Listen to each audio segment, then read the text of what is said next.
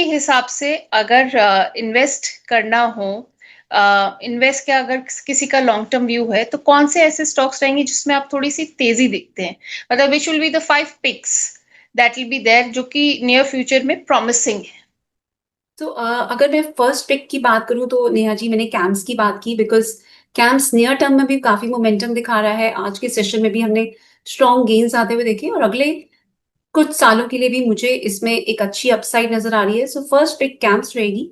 Second अगर मैं बात करूं तो एसबीआई में अगर हम देखें तो लोअर लेवल्स पर ऑलरेडी काफी कंसोलिडेशन हो चुकी है। 700 720 के लेवल पर स्टॉक ने काफी टाइम स्पेंड किया है। अगर हम इसके फंडामेंटल्स को भी देखें तो इसमें first it's one of the largest public sector bank और जिस तरीके से इनकी ओवरऑल ब्रांच नेटवर्क है, एटीएम प्रेजेंस है रूरल एरियाज में भी, सो इनको डिपॉजिट मोबिलाइजेशन और लेंडिंग इस सब का इनमें एक्सटेंसिव रीच है। इसके साथ साथ डिजिटल इनिशिएटिव्स में भी ये काफी स्पेंड कर रहे हैं। इनकी एसेट क्वालिटी ओवरऑल काफी हद तक इम्प्रूव हो रही है। एनपीएस इनके काफी कम हो रहे हैं। सो जिस तरीके से इंडियन इकोनॉमी धीरे धीरे ग्रो करेगी एसबीआई को भी इसका काफी फायदा मिलेगा और इस हफ्ते भी इस स्टॉक में हम मोमेंटम आते हुए देख सकते हैं बिकॉज आरबीआई के रेट कट का हम काफी ज्यादा होप्स हैं। सो इस स्टॉक पे नजर रख सकते हैं और short term to long term के लिए ये स्टॉक पॉजिटिव नजर आ रहा है। इसके टेक्निकल्स की भी बात कर लेते हैं। हमने कैम्स की ऑलरेडी बात की है, सो कैम्स को भी जरूर नजर में रख सकते हैं। इसके साथ साथ एसबीआई की हम लेवल्स की बात करें तो थोड़े से भी डिप्स मिलते हैं तो इसमें बाइंग की जा सकती है। Overall what I am expecting is first levels of around 920 के ऊपर ये स्टॉक निकलता है तो एक बहुत मेजर अपसाइड भी आई एम एक्सपेक्टिंग। सो इसको भी आप एक ही लेवल पे बाय ना करें, 780 750 इन लेवल्स पर आप इसमें बाइंग कर सकते हैं। और भी अगर मार्केट में ओवरऑल थोड़ा सा डिक्लाइन आता है आप इसका सिंस नेहा जी आपने अगले कुछ सालों के लिए पूछा है, सो मेरा व्यू रहेगा इसको भी स्टैगर्ड मैनर में ही बाय करें। सो 1200 तक के लेवल्स इस स्टॉक में देखने को मिल सकते हैं। अच्छा।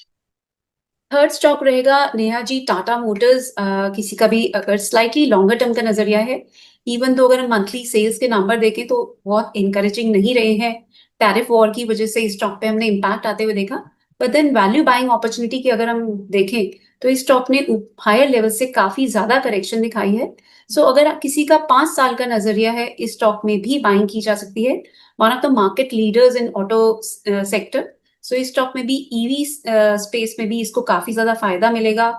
इसका एक्सपोर्ट्स वॉल्यूम भी काफी स्ट्रांग है। सो ओवरऑल इस स्टॉक में भी एक ही लेवल पर बाइंग ना करें, पर मेरी एडवाइस रहेगी इस स्टॉक में भी ग्रेजुअली आप बाई कर सकते हैं। फर्स्ट लेवल्स रहेंगे 690, देन 640 टू 650 के लेवल्स पर आप फर्दर बाइंग कर सकते हैं।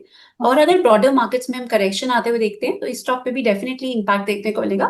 550 भी एक नेक्स्ट लेवल रहेगा जहां पर बाइंग की जा सकती है।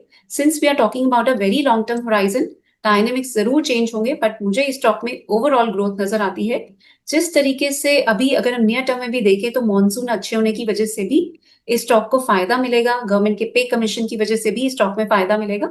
सो ओवरऑल सेक्टर में एक मुझे प्रॉमिसिंग आउटलुक नजर आ रहा है and Tata Motors being one of the leader in this space, outlook positive बना हुआ है। 1200 से 1400 तक के लेवल अगले 3 से 4 साल में मुझे लगता है देखने को मिल सकते हैं। डाउन साइड में अगर हम इसकी स्टॉप लॉस की बात करें तो स्ट्रिक्ट स्टॉप लॉस रहेंगे 500 के on a closing basis.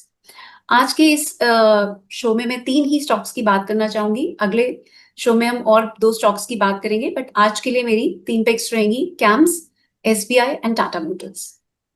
All right. Sugandha ji, जाने से पहले आप बस ये बता दीजिए कि आइडिया, आर पावर और यस बैंक, इन तीनों को लेकर एक छोटा सा व्यू।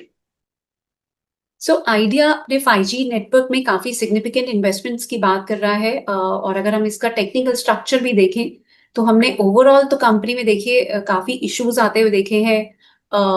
और ये टैरिफ इंक्रीज करने की भी बात कर रहे हैं। सारे ही टेलीकॉम प्लेयर्स ग्रेजुअली अपने टैरिफ्स को इंक्रीज कर रहे हैं और उसी के चलते आइडिया में भी हमने लोअर लेवल से कुछ रिकवरी आते हुए देखी है। इवन दो इस कंपनी के डेट लेवल्स अभी भी काफी हाई है, गवर्नमेंट ने इसको बेल आउट किया है बट स्टिल बहुत स्ट्रक्चर पॉजिटिव नहीं है। बट जो लोग होल्ड कर रहे हैं वो 6.4 के स्टॉप लॉस के साथ इसमें बने रह सकते हैं।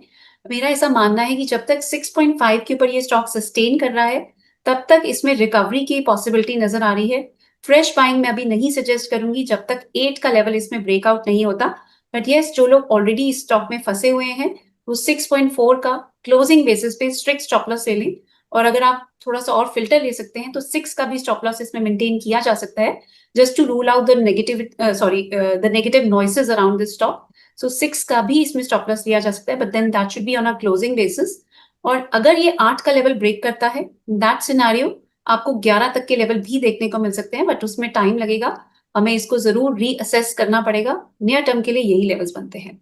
आर पावर की बात करें तो रिजल्ट्स काफी प्रॉमिसिंग रहे हैं फॉर Q4। सो उसके बाद से ही हमने स्टॉक में काफी ज्यादा तेजी आते हुए देखी है। ऑलरेडी स्टॉक काफी बढ़ चुका है, पावर सेक्टर में बहुत हेल्दी डिमांड है। ये स्टॉक मुझे नजर आ रहा है कि 70 to 72 के लेवल्स को भी टेस्ट कर सकता है। That might take some time because already stock में फिनोमिनल रैली हमने आते हुए देखी है from levels of close to 35-36। Stock ने ऑलमोस्ट 62 लेवल्स को टेस्ट किया है। बेटर रहेगा आप इसमें थोड़े से डिप्स पे ही एंट्री की स्टैंड को ढूंढें, बट करंट लेवल्स पर मेरी इसमें बाइंग की एडवाइस नहीं रहेगी। स्ट्रक्चर ऑलरेडी काफी पॉजिटिव है, बट मोमेंटम को चेज करने की एडवाइस नहीं है। बेटर है वेट करें 52 से 53 के आसपास, जो इसका प्रीवियस रेजिस्टेंस था, now that will act as a very strong support area. उसी लेवल पर मैं एंट्री की एडवाइस दूंगी, बिकॉज अदरवाइज यहाँ पर आपका रिस्क रिवॉर्ड फेवरेबल नहीं है। 52 से 53 के आसपास बाइंग कर सकते हैं, 44 का स्टॉप लॉस रख सकते हैं। हाई साइड में 72 तक के टारगेट्स इसमें पॉसिबल हैं, but not at current levels. Yes bank की बात करें तो स्ट्रक्चर काफी पॉजिटिव है और आज के सेशन में भी हमने काफी गेन्स आते हुए देखे। एक टर्न अराउंड जैसी सिचुएशन स्टॉक में बनी हुई है। जब से जापान की एक मेजर कंपनी ने इसमें इन्वेस्टमेंट्स की बात की है, उसके बाद से ही स्टॉक में एक टर्न अराउंड देखने को मिला है। स्ट्रॉन्ग गेन्स आए हैं और इस स्टॉक में आप थोड़े से भी डिप्स मिलते हैं तो एंट्री कर सकते हैं। As a disclosure, I am also personally holding this stock which may be for short term और लॉन्ग टर्म। ये स्टॉक मुझे एक मल्टी बैगर बनते हुए भी दिख रहा है from a slightly longer term perspective. Entry levels कौन से होने चाहिए इसमें? नेहा जी, इसमें अगर एंट्री लेवल्स की बात करें तो 20 के आसपास इस स्टॉक में एंट्री की जा सकती है और स्टॉप लॉस रहेंगे 17 के।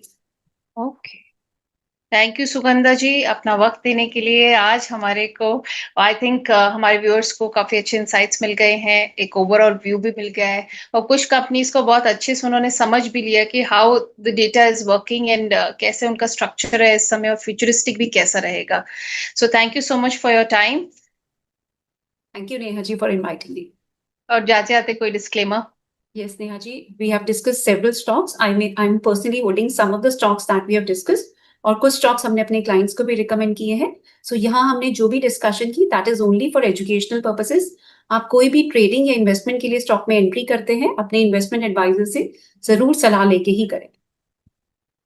Thank you so much, Sugandha ji. And thank you to all the viewers for watching us today and for being part of this show.